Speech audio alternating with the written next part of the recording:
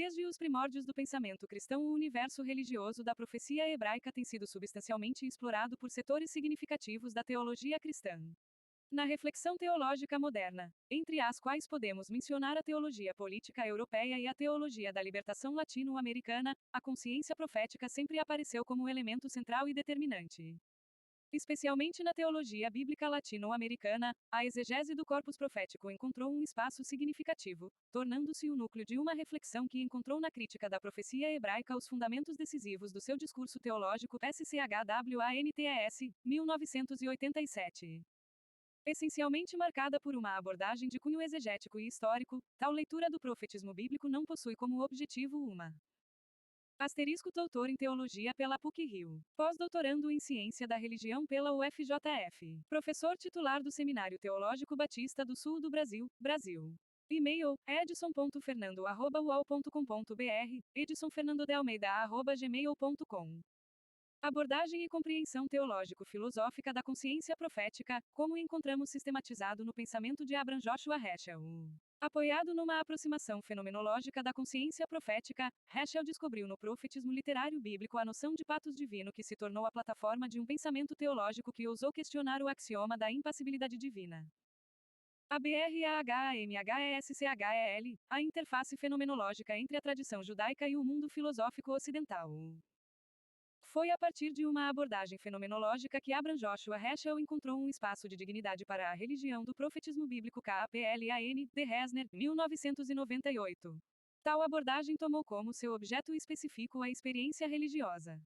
Estruturando-se a partir dos pressupostos da crítica russelliana, que com sua redução explodirá a estreiteza do conceito de experiência reduzido às ciências, a fenomenologia da religião abriu espaço para a experiência viva do homem no seu mundo de todos os dias. BINGAMER, RAPOENTE, 2011. Segundo Alexandre Leone, a linguagem fenomenológica funcionou para Heschel como uma interface entre a tradição bíblica judaica e o mundo intelectual ocidental, tornando visível a cena moderna um espaço de reflexão onde a experiência profética pudesse ser pensada para além das reduções cientificistas de uma psicologia ou sociologia da religião. LEONE, 2002. Num dos capítulos finais do livro The Prophets HESCHEL, 2011 transparece o recurso à fenomenologia contra o reducionismo de ordem psicológica. Para Heschel, o erro na abordagem psicológica tem ocorrido no seu pré-julgamento, ela tem negado a priori aquilo que supostamente exploraria.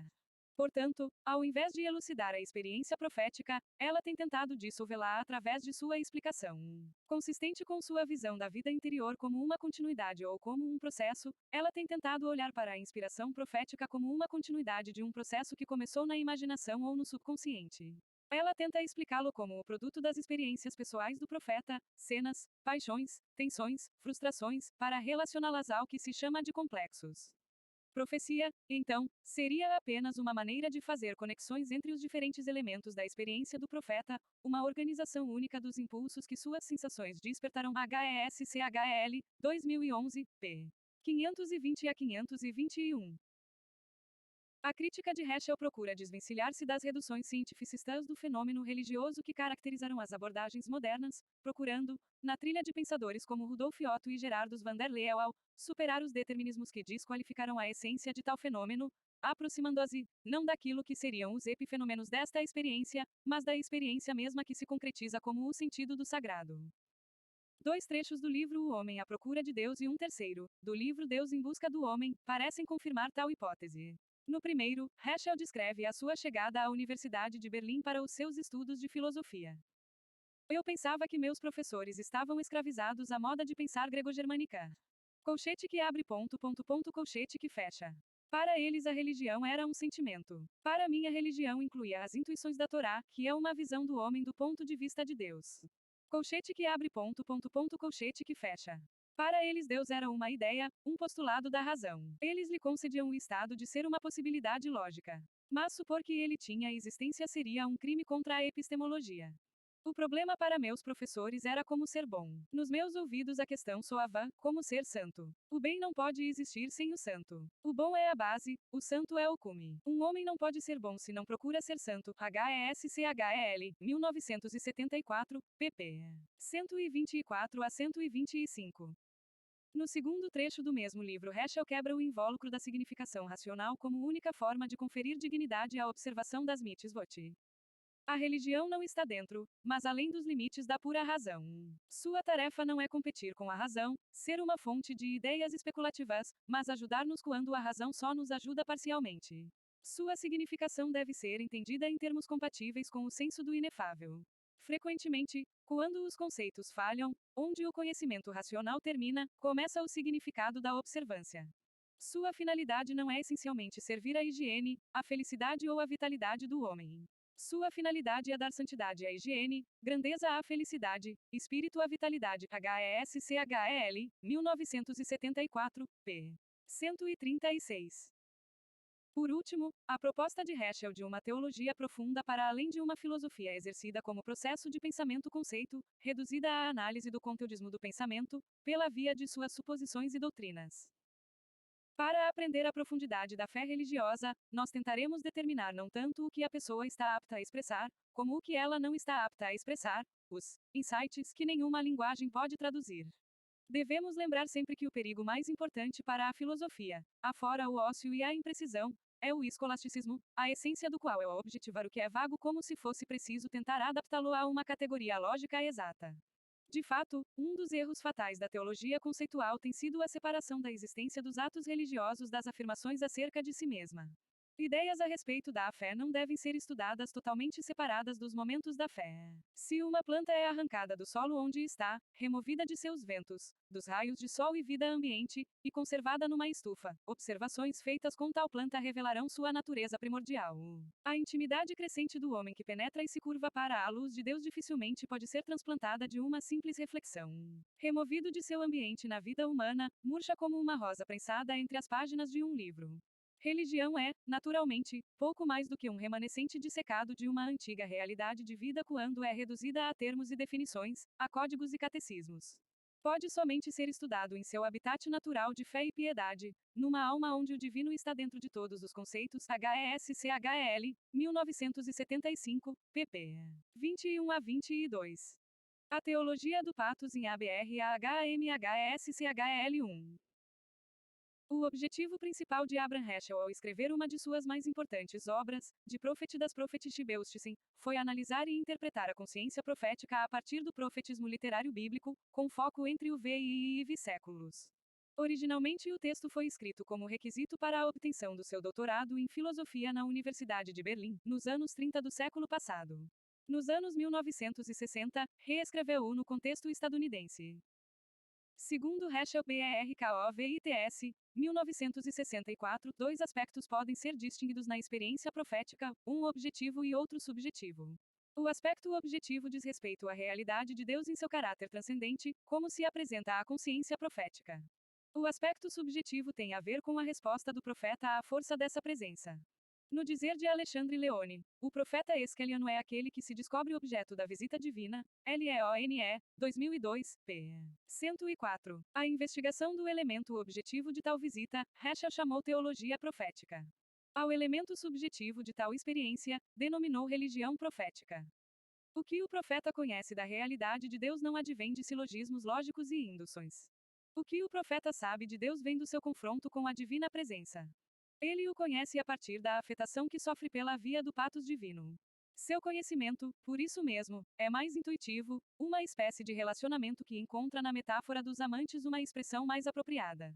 O Deus encontrado pelo profeta é um Deus interessado no homem. Dada a vivacidade deste encontro, o que o profeta comunica não são ideias sobre Deus, mas testemunhos de um vivente que se dirige ao homem na dinâmica de um cuidado. Por tal motivo, a linguagem metafísica está fora da cena profética. Para uma apresentação resumida da teologia patética de Heschel utilizaremos o artigo de Eliezer Berkovits, doutora J. Heschel's Theology of Pefus BRKOVITZ, 1964. Não obstante a certeira e clara apresentação do conceito teológico de patos em Heschel, na parte inicial do artigo, o objetivo central de Berkovits foi fazer um forte questionamento aos aspectos centrais da construção teológica esqueliana. Segundo Leone 2002, p. 102, se há alguma metafísica no pensamento do profeta, ela se volta principalmente para o sentido das ações humanas e para a importância do viver dos homens. O conteúdo do testemunho profético não é a essência do ser divino, é seu patos, cuja intencionalidade desborda em preocupação, cuidado e zelo pelo mundo humano. Por isso a alma do profeta, afirma Leone, queima em compaixão pelos seres humanos. Continua Leone. O estilo do discurso profético revela não a essência metafísica de Deus, mas antes e sobretudo o interesse emocional divino para com a situação humana. A forma do discurso profético é emocional, seu tema é a vida de todo o povo.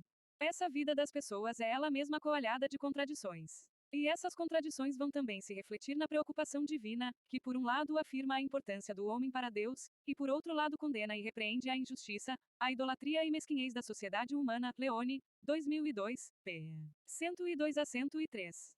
O questionamento da noção de Theos Apatis não é desconhecido da teologia bíblica e da filosofia da religião. A originalidade do pensamento esqueliano está em expandir tal conceito elevando-o ao extremo, chamando-a de patos divino. Deus não apenas se preocupa com a humanidade, Deus também é afetado por ela. Ou seja, o Deus bíblico é um Deus pático, afetado pelos eventos do mundo e reagente a tais afecções. Deus revela-se à humanidade não em sua essência, ou na sua abstrata abscondidade, mas em uma pessoal e íntima relação com ela. Ele não simplesmente ordena e espera a obediência dos seres humanos. Ele é movido e afetado pelos eventos históricos. Tais eventos e ações humanas provocam no Deus vivo zelo e alegria, regozijo e raiva. Segundo Heschel, 1975, quando Deus criou o mundo, viu que o mundo era bom. Mas, quando Deus vê a história humana, ele não pode dizer a mesma coisa. É a força do patos que a linguagem profundamente antropomórfica do profetismo bíblico quer expressar. As ações humanas são capazes de mover Deus, de afetá-lo, de causar-lhe dor ou prazer. O elemento de fundo aqui não é outro senão a noção de que o ser humano é importante para Deus. Se desconecta tal linguagem antropomórfica da noção de patos divino, o pensamento esqueliano faria confirmar a velha ideia de reduzir Deus a um ídolo à imagem e semelhança do humano. Trata-se de um mistério que não pode ser alcançado racionalmente, que o Criador dos céus e da terra possa se comover e preocupar-se com a humanidade, deixando-se afetar por seus feitos e desfeitos. Tal caráter sui generis da teologia bíblica torna inócuo, por exemplo, o conceito de Deus como o totalmente outro, ou como nomen. A alteridade e o tremendum são corolários do divino cuidado, não o contrário, como mostrou com clareza o teólogo Paolo Gambellini, 2009, ao descrever o logos da teologia esqueliana na forma do patos. Por isso a linguagem conotativa será sempre a mais apropriada para referir-se ao patos, pois o caráter polissêmico e polivalente da poesia permite preservar a palavra na sua dimensão de evento. GAMBRINI, 2009, p. 40. Daí a poética cortante do profetismo literário bíblico. O abismo que separa Deus e o mundo é transcendido, segundo a consciência profética, pelo patos de Deus. A sua impenetrabilidade está atravessada por sua relacionalidade com o mundo dos afazeres humanos. Patos et Edernes in Holiodernes. BERKOVITZ, 1964, p. 69. Eis, portanto, a base da teologia profética, o lado da experiência profética que diz respeito à objetividade da presença de Deus na vida do profeta. O lado subjetivo desta experiência é a resposta do profeta a tal presença. A esta resposta Heschel chamou a simpatia. O profeta responde ao patos divino testemunhando-o, transmitindo-o, anunciando-o. Ele sente os sentimentos de Deus, ele reage ao patos com uma simpatia por Deus. Em absoluto contraste com o homem estoico, o profeta, ao ser tocado pelo patos divino, torna-se uma homo sympatheticus. Ele se abre ao cuidado e preocupação divinos, comungando-os, em experiência e sofrimento por Deus e pelo mundo. A dor de Deus é a sua dor. Sua comunhão com Deus é compaixão por Deus e sintonia com a transitividade do amor divino pela humanidade. A simpatia o torna guiado não por seus próprios sentimentos, mas pelos sentimentos de Deus. Na resposta simpática ao patos, se estabelece com o outro uma relação pessoal, pois este é encarado como realidade transcendente e acessível por meio da afetividade. Leone, 2002, p. 118. A simpatia é a resposta do profeta à inspiração, o correlativo à revelação. A sensibilidade transcendente, a resposta é a simpatia profética. Não se trata de uma assimilação ao ser divino, como no amor, mas assimilação da transitividade da preocupação divina pelo destino da humanidade. O profeta ouve a voz de Deus e sente o seu coração. Ele tenta transmitir o patos da mensagem com o seu logos, HESCHEL, 2011, p. 33. Como um mensageiro sua alma transborda, falando como se o fizesse a partir da plenitude da sua simpatia. Para Berkowitz, é possível expressar a teoria de Heschel em uma única sentença. De acordo com sua teologia do patos, a ação humana evoca o patos divino, de acordo com sua religião da simpatia, a compaixão divina evoca a simpatia profética.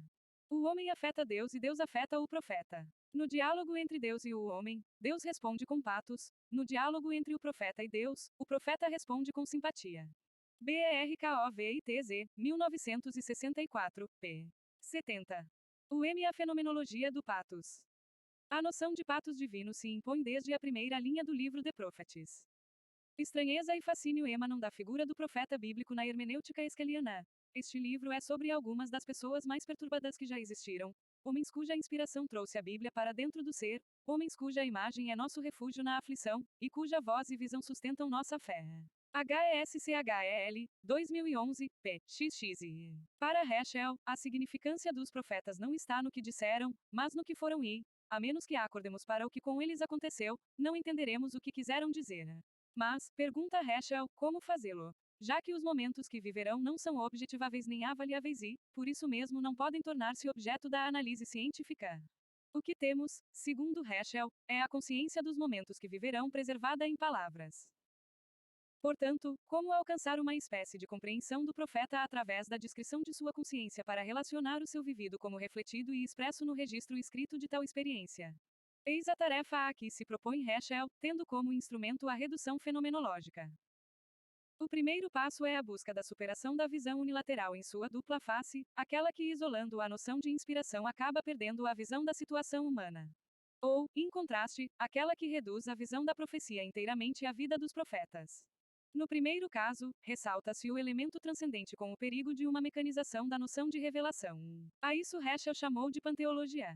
No segundo, reduz-se a profecia a um fenômeno pessoal subjetivo desconsiderando-se a consciência do profeta de sua confrontação com os fatos não decorrentes de sua própria mente. HESCHL, 2011, p. XI. A esse segundo elemento Heschel chamou de panpsicologia.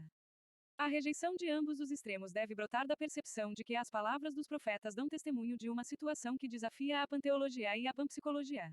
Análise cuidadosa mostra que a situação é composta de revelação e resposta, receptividade e espontaneidade, de evento e experiência.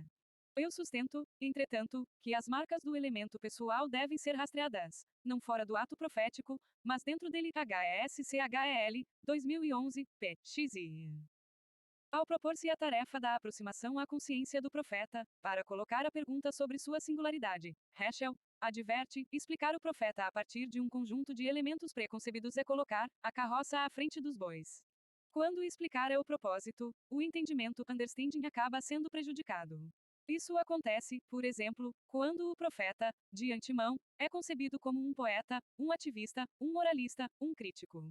Se o define assim, de forma preconcebida, corre-se o risco de perder a natureza essencial da profecia, embora o profeta seja tudo isso mesmo. Por exemplo, o viés que os scholars utilizam e que pode ser definido como um princípio, a saber, que nada pode ser reconhecido como um dado a menos que possa ser qualificado a priori como sendo capaz de explicação além de ser pretensioso e questionável, obstrui a visão de grande parte da realidade e afeta seriamente nosso alcance para obter uma visão prístine, pura, primitiva para o que enfrentamos. HESCHL, 2011, p. XIV. E aqui se manifesta a fineza do olhar fenomenológico de Heschel. Limitando a atenção para o que é dado nas fontes literárias, ou seja, os livros proféticos, tenho procurado ganhar alguns insights sobre a mente dos profetas e entender os momentos decisivos de sua existência a partir dessa perspectiva. Não foi minha intenção julgar a verdade do seu pedido de ter recebido revelação, nem resolver o descobrir as condições do enigma da profecia pela via das explicações psicológicas e sociológicas, nem ainda de sua possibilidade ou sugerir meios de sua verificação. HESCHL, 2011, p. XIV. Portanto, para chegar à consciência profética, a redução esqueliana propõe o seguinte itinerário: iluminar a demanda dos profetas, não explicar a sua consciência, mas entendê-la. Ao revelar as características decisivas da sua consciência, a estrutura essencial da experiência como refletida naquela consciência pode tornar-se manifesta. HESCHL, 2011, p. XIV. E arremata Heschel. O que eu busco é uma compreensão do que significa pensar, sentir, responder e agir como um profeta.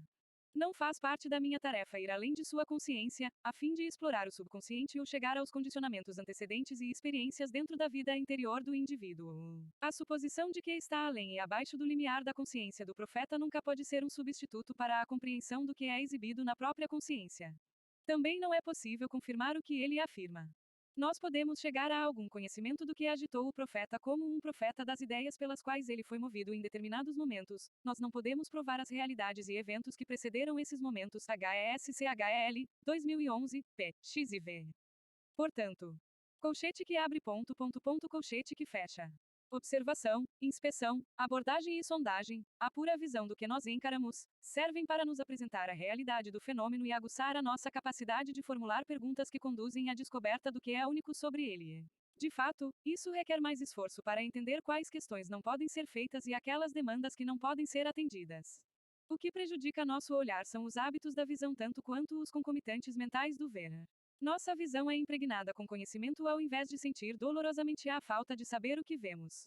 O princípio para guardar na mente é conhecer o que nós vemos mais do que ver o que nós conhecemos. HESCHL, 2011, p. XX e V. Ainda Heschel. Ao invés de culparmos as coisas por serem obscuras, deveríamos culpar a nós mesmos por sermos tendenciosos e prisioneiros de repetitividade auto-induzida. É preciso esquecer muitos clichês a fim de contemplar uma única imagem. Insight é o começo de percepções por vir, mais do que a extensão de percepções que já foram. HESCHL, 2011, p. XX e VXXV. Portanto, estão dadas as coordenadas da redução fenomenológica esqueliana. Para operar tal redução, o insight é ferramenta fundamental. Para Heschel, a visão convencional opera com padrões e coerências, o que seria uma maneira de ver o presente no passado. O insight, ao contrário, é uma tentativa de pensar no presente, o que exige um deslocamento intelectual.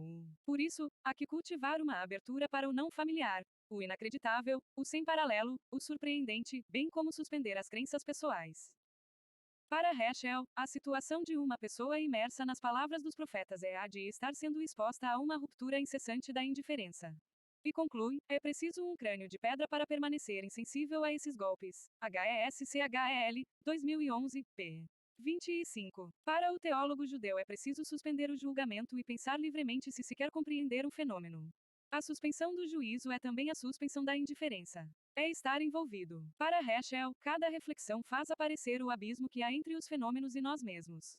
Se os reduzimos a objetos mortos da mente, nós os privamos do poder de nos afetarem, de nos falarem, de transcender nossas atitudes e compreensões. HESCHL, 2011, p. XXV. Na escuta dos profetas não podemos permanecer sobre a pedra de nossa prudência e imparcialidade. Eles não nos oferecem reflexões sobre ideias em geral. Segundo Heschel, suas palavras atropelam nossas falsas ilusões de segurança, questionando-nos no alto de nossa prudência e imparcialidade. Pode igualmente temer o submeter-se às suas estranhas certezas e resistir às suas tremendas reivindicações por causa da incredulidade ou impotência do espírito. Reflexão sobre os profetas dá lugar à comunhão com os profetas. HESCHL, 2011, p. XXV. Reflexão pura pode ser suficiente para esclarecer o que a consciência dos profetas afirma, mas não para o que sua existência envolve. Para tal entendimento não é suficiente ter os profetas em mente, nós devemos pensar como se eles estivessem dentro das nossas mentes. Para eles estarem vivos e presentes para nós, precisamos pensar não sobre, mas nos profetas, com sua preocupação e seu coração. Sua existência envolve-nos. A menos que suas preocupações nos quebrem, nos doam, nos exaltem, nos realmente não o sentimos. HESCHL, 2011, p. XXV. A profecia não é a simples aplicação de regras atemporais para situações humanas particulares. Para Heschel, a profecia bíblica é uma hermenêutica do entendimento divino do agora, do momento histórico particular da situação humana. Neste sentido, a profecia poderia ser descrita como a exegese da existência a partir da perspectiva divina. O entendimento profético é um entendimento understanding do entendimento understanding mais do que um entendimento understanding do conhecimento knowledge. Para Heschel, a profecia divina é a exegese da exegese. Tal concepção envolve compartilhar a perspectiva da qual o entendimento original acontece. Interpretar a profecia bíblica de qualquer outra perspectiva, tal como a psicológica ou sociológica, é como interpretar uma poesia a partir da perspectiva dos interesses econômicos do poeta. Lembra Heschel, exegese adequada é um esforço de entender o filósofo em termos e categorias da filosofia, o poeta em termos e categorias da poesia, e o profeta em termos e categorias da profecia. Profecia é um modo de pensar tanto quanto de viver. HESCHEL, 2011, p. XXVI. O patos divino como objeto da experiência profética. Deus em sua essência não é o objeto da experiência profética, o objeto da experiência profética é o patos divino. Com isso, Heschel aponta para a especificidade do objeto fenomenológico do profetismo literário bíblico. Não o ser divino em sua essência, atributos e propriedades, como o é para a teologia clássica. O objeto da experiência profética é o patos divino. Os profetas não tinham teorias ou ideias sobre Deus. O que eles tinham era um understanding. Seu entendimento de Deus não era resultado de suas inquirições teóricas sobre o ser divino. Para os profetas, Deus era impressionantemente real e assustadoramente presente. Ou seja, o conjunto de imagens de Deus que o profetismo bíblico testemunha não diz respeito a qualquer espécie de exposição da natureza de Deus. Tais imagens expõem, sim, a preocupação divina a respeito do homem. Assim registra Heschel, eles descobriam atitudes de Deus mais do que ideias sobre ele. HESCHEL, 2011, p. 287. Assim, no profetismo literário bíblico noções como bondade, justiça, sabedoria e unidade divinas aparecem em número muito menor que as declarações sobre o patos divino, fato que, segundo Heschel, não tem recebido a devida atenção da teologia bíblica. Mas, afinal, o que vem a ser a noção esqueliana de patos divino? Por uma via negativa responderíamos, com Heschel, que patos não é uma substância, nem um atributo, nem uma qualidade imutável, nem um conteúdo absoluto do ser divino. HESCHEL, 2011, p. 298. Ou, de uma maneira positiva, Deus nunca é neutro, nunca está além do bem e do mal. Ele é sempre parcial na justiça. HESCHEL, 2011, p. 298. No dizer de Palman, patos é o objeto da experiência profética, que é incorporado para dentro de tal experiência com um fato fenomenológico. PERLMAN, 1989, p. 91. Ou seja, o profeta não meramente sente tal realidade, ou a constrói misticamente. O profeta é desafiado por ela. Por isso, em contraste com o conhecimento especulativo, a atitude profética intuitivo-pensativa, na qual Deus é apreendido através de suas sensíveis manifestações, pode ser melhor caracterizada pelo termo Undesverstanden, em inglês, ou Verständnis, em alemão. HESCHEL, 2011, p. 287. Tal conhecimento, segundo Paolo Gamberini, 1975, pode ser definido, em sentido lato, como compreensão ou inteligência, no sentido de intus legere. Gamberini lembra que em hebraico há dois termos para dizer compreensão e inteligência, daf e bina. O primeiro tem um sentido mais de participação emotiva, o segundo de inteligência na consciência. Bina deriva de bin, que significa além de, intelligere, discernir, penetrar, saber sapiencialmente. O termo correspondente que Heschel usa em alemão é Einsicht, em inglês insight, para contrapor ao conhecimento conceitual e speculative knowledge. O insight vê o que ao pensamento conceitual é impossível ver. A intuição vê o fenômeno internamente, acompanhado de um senso de surpresa. GAMBERINI, 2009, p. 35. O outro termo, DAF, indica uma participação de amizade, de amor, um envolvimento emocional com o outro. Deriva daí o verbo iada. Data Elohim é a expressão clássica da experiência profética. Conhecer Deus é lançar-se na posse dele, amá-lo. Tal verbo não pode ser entendido como simples emocionalismo. Embora a dimensão emocional esteja presente, nela está implicada a noção de consciência intelectual com toda a gama de operações mentais que vem a reboque, tais como apreensão, juízo, relação. GAMBERINI, 2009, p. 36. Para Heschel, a profecia é uma comunicação inspirada das atitudes divinas para a consciência profética. O patos divino é o grau zero de todas essas atitudes. HESCHEL, 2011, p. 288. Tal categoria teológica central do entendimento profético de Deus acoa em quase todas as afirmações proféticas, constituindo-se no elemento teológico de tal experiência. O acento teológico, não psicológico. O sentido essencial de patos, entretanto, não tem uma conotação psicológica, como um estado da alma, mas uma conotação teológica, significando o envolvimento de Deus na história. Ele está engajado como Israel e tem participação no seu destino. A profundidade deste insight pode ser percebida somente à luz do despertar profético do mistério e transcendência de Deus. Para o entendimento bíblico de história, a ideia de patos é tão central como a ideia de um homem feito à imagem de Deus o é para o entendimento da criação. HESCHEL, 2011, p. 298. Por isso mesmo, tal envolvimento de Deus na história e da história em Deus, torna impossível a consciência profética a noção de Deus como o totalmente outro. Um Deus silencioso e envolto nas densas nuvens do desconhecido pode ser uma antítese interessante para um homem iludido com a sua própria claridade, mas a profecia é alheia a tal temática. Deus é aquele que está indo ao encontro do homem, sempre. Também a noção do luminoso jamais foi uma categoria suprema para os profetas. Sendo o patos divino o elemento central da sua consciência religiosa, não haveria lugar para o numen. Longe de ser uma noção intrinsecamente irracional, patos é o estado no qual o profeta é capaz de perceber tanto moralmente quanto emocionalmente a afetação que sofre com a presença do divino. GAMBLINI, 2009, p. 73. A esse respeito, Heschel lembra que o que Abraão encontrou não foi um numen, mas a plenitude do cuidado de Deus. A lei moral pode estar obscurecida, mas jamais estará suspensa na experiência profética de Deus. O verdadeiro ato endereçado a Abraão foi experimentado como cuidado e não como terror ante o luminoso. Tal noção patética da experiência profética de Deus recoloca a questão da linguagem antropomórfica com toda a dinamicidade e tragicidade que lhe é própria, como expressão do patos divino. Para Heschel, tal dinamicidade origina-se no patos de Deus, e é devida sobretudo à polaridade entre amor, resede, e ira de Deus, polaridade que não permite qualquer irreversibilidade de uma decisão divina sobre o homem. GAMBRINI, 2009, p. 73.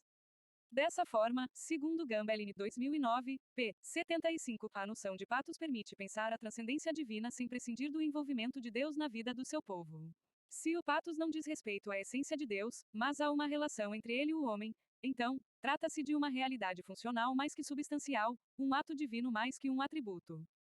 Daí a força da linguagem antropomórfica do profetismo bíblico. Tal linguagem, num primeiro momento, pode ser confundida com uma espécie de confusão do patos divino com um estado de ânimo, um puro sentimento, ou qualquer coisa de irracional e arbitrária. O sentido mais profundo de tal linguagem é ser a expressão de um ato realizado intencionalmente, dependente da vontade livre e resultado de uma decisão. O patos divino é como uma ponte lançada sobre o abismo que separa o homem de Deus. GAMBRINI, 2009, p. 75. Pelo viés da antropomorfia dos escritos proféticos, o conceito de ira de Deus alcança a outra dimensão. A ira de Deus diz respeito à sua solicitude. Seu sentido mais profundo é que Deus não é indiferente ao mal que o homem experimenta na história. Mais que isso, ela também, a ira, jamais é algo definitivo. O homem pode mudar a decisão de Deus a seu respeito. Tal hermenêutica recupera, segundo Gambellini, a ira de Deus da contraposição marcionita, sempre latente na teologia cristã, na contraposição entre Novo e Antigo Testamento. GAMBRINI, 2009, p. 75. Conclusão. A noção de patos divino é o mais importante legado deixado pela filosofia da religião ou teologia profunda de Abraham Heschel. A transitividade do amor divino, sua concernência com os feitos e desfeitos da condição humana são o eco mais forte do profetismo bíblico. Que Deus está à procura do ser humano, mais do que este à procura daquele, é derivação mais potente deste eco. Heschel radicalizou tal perspectivismo bíblico, pela via da abordagem fenomenológica da consciência profética, e com isso recolocou a categoria da paixão para além dos moldes da abstração e conceitualismo filosóficos. O amor de Deus não é um conceito, é uma força, uma presença, um atravessamento, uma experiência, um esmagamento que faz a vida alargar. O profeta esmagado por tal experiência é um homem unido, jamais fundido a Deus. Assim fazendo, o teólogo judeu tocou no calcanhar de Aquiles da teologia medieval judaica e também cristã, o axioma da impassibilidade. Em nome do conceito Deus, no alto de sua imutabilidade e imperturbabilidade, esvaem-se todas as dialéticas do devir, todas as aporias que derivam do pensar o infinito na contingência das finitudes. Heschel desenterrou a mensagem do profetismo bíblico da camisa de força do conceito, das leituras cientificizantes cujas alcunhas psicológicas e sociológicas são como carimbos autoritativos a dar dignidade e sustentação para que o sagrado faça a entrada no mundo da técnica. Ao questionar o axioma da divina impassibilidade tocou nas polaridades imanência-transcendência, finito e infinito, Deus-homem. Ofereceu a Deus faces tão humanas ao mesmo tempo que aos seres humanos, braços tão divinos, capazes de mudar o curso da história. Tais dialéticas estavam enterradas sob a ideia de um Deus longe do devir das coisas do mundo humano. Sua abordagem da consciência profética descortinou ao mundo contemporâneo a linguagem do profetismo bíblico e a consequente potência de um pensamento filosófico teológico, capaz de livrar o ser humano atual das malhas da indiferença, da resignação, de um mundo controlado por máquinas. Um mundo avesso à consciência do mistério, à procura de milagres da vida e inerme à vida como um milagre. R. Referências. Almeida, Edson Fernando.